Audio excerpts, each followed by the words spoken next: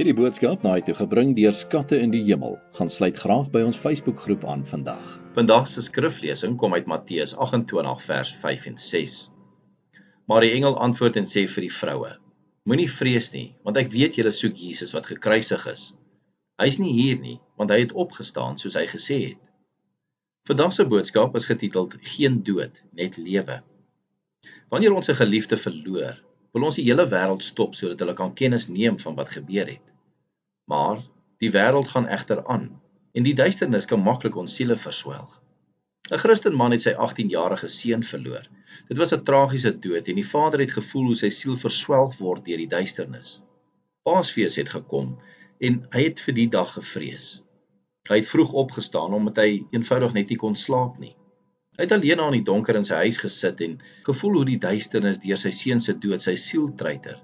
En dit op 'n dag wat in die verlede vir hom soveel hoop gegee het. Toe skielik sien hy hoe die son opkom.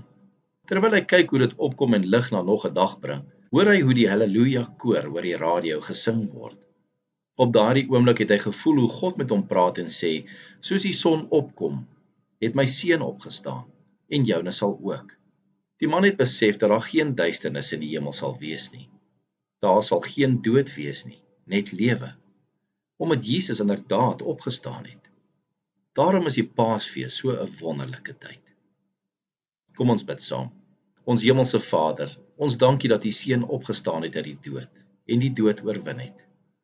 Ons bid dit in Jesus se naam. Amen. As U soortgelyke boodskappe wil ontvang maandag tot Vrydag, sluit aan by ons WhatsApp broadcast groep. Stuur net jou nommer na 072 581 2973.